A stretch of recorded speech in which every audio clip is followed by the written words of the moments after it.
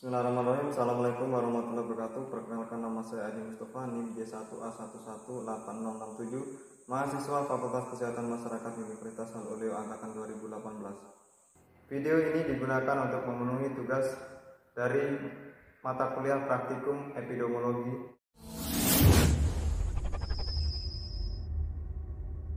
Kita melangkah ke definisi COVID-19.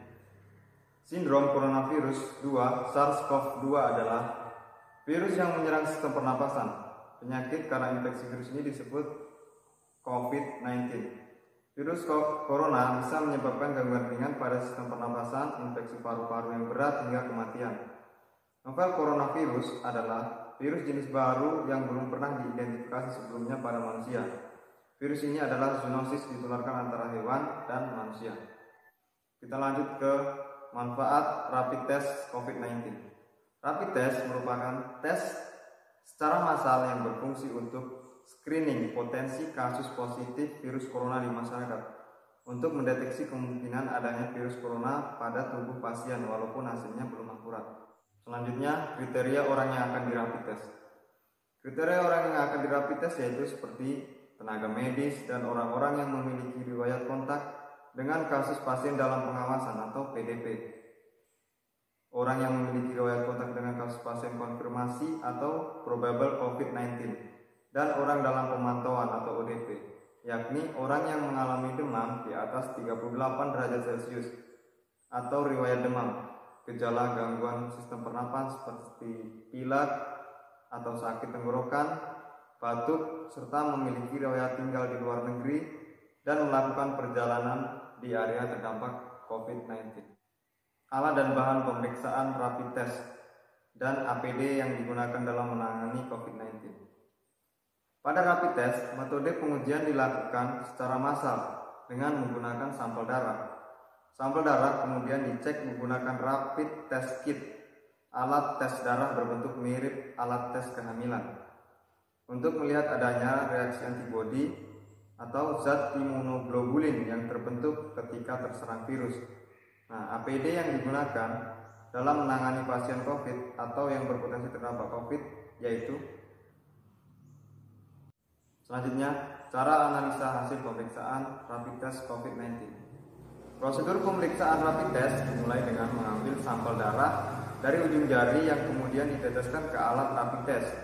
Selanjutnya, cairan untuk menandai antibodi akan diteteskan di tempat yang sama. Hasilnya akan berupa garis yang muncul 10-15 menit setelahnya.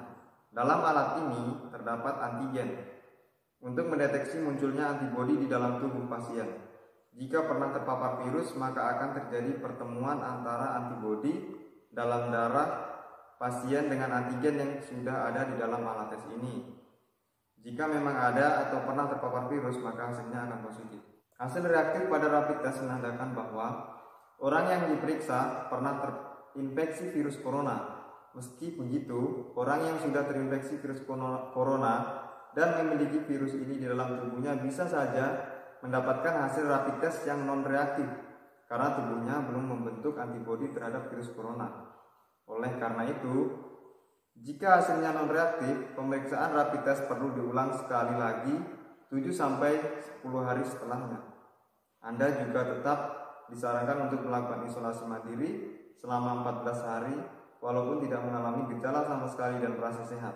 Karena apabila hasil rapid test pertama non-reaktif, Anda dapat menularkan virus tersebut ke orang-orang di sekitar Anda. Kita perlu memahami bahwa hasil reaktif dari rapid test tidak menjadikan seseorang dapat dikatakan menderita COVID-19. Hasil reaktif harus dikonfirmasi dengan tes PCR yang direkomendasikan WHO untuk memastikan apakah yang terdeteksi betul-betul berkaitan dengan penyakit COVID-19. Demikian juga, ketika hasilnya non-reaktif, hasil non-reaktif pada pasien yang terinfeksi COVID-19 harus diikuti dengan isolasi dan pemeriksaan ulang rapid test antibodi. 7-10 hari kemudian, jika non-reaktif baru dianggap virusnya tidak terdeteksi. Kita lanjut ke tata laksana tahapan pemeriksaan COVID-19. Ini adalah prosedur pemeriksaan corona di Indonesia. 1. Langkah awal jika Anda ingin memeriksakan diri, yaitu dengan mendatangi fasilitas layanan kesehatan terdekat. Anda dapat pergi ke puskesmas, rumah sakit, klinik, atau praktik dokter. 2. Selanjutnya, jika memang menurut diagnosis dokter Anda patut dirujuk, maka dokter akan memberikan surat pengantar pemeriksaan untuk diberi ke fasilitas rujukan. 3. Mendatangi fasilitas rujukan untuk Anda yang memenuhi kriteria. Berikut adalah alur pemeriksaan corona yang sejauh ini diterapkan di Indonesia, yaitu alur pemeriksaan pasien dalam pengawasan (PDP) dan orang dalam pemantauan atau ODP. Sekian dari saya, kurang dan lebihnya mohon dimaafkan.